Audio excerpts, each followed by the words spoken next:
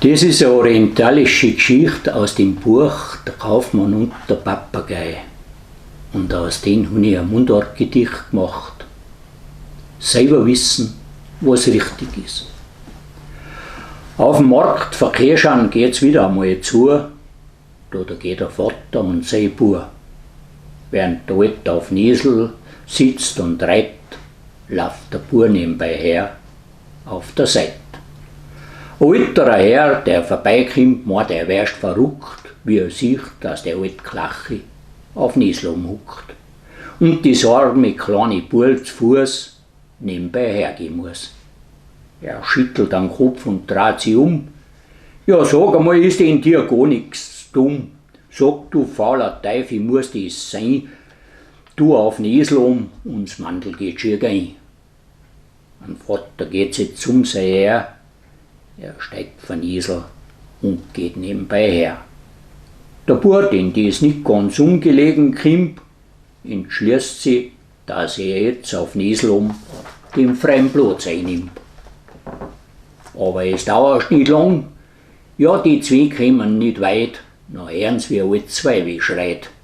Ja, schaut's einmal, ist denn das nicht der Gipfel, wie der junge, faule Zipfel schön groß auf no Esel umsitzt und die schwache alte Mandel nebenbei hergeht und schwitzt? Er, der alte Luder, der ist schon nimmer der Hatscht, normal gehört er den Lausbuben nicht quatscht.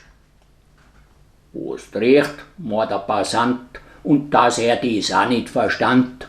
Es ist echt nicht zu fassen, den Alten konnt er wenigstens aufhucken lassen. Nachdem jetzt das Burl ein bisschen Viechi ruckt und sich der Vater hinten aufhuckt, dauert's nicht lang und es bleibt beinahe stehen.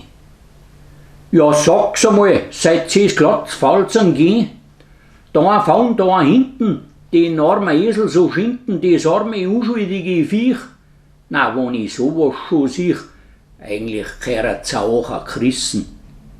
Jetzt packt die zwei wieder das schlecht Gewissen, und weil sie sich nicht gern was nachsagen lassen, gehen sie gleich drauf hin, nehmen Esel durch die Gassen. Ein junger Bub, der dies sieht und drauf hin ganz laut lacht und sich auch noch drüber lustig macht, lässt er stürz, ob sie noch zum Retten sind, weil es gar mit dem Esel Gassi geht. Ja, zu was sie sich überhaupt einen Esel kaufen, wenn's nachher alle zwei nicht mehr laufen.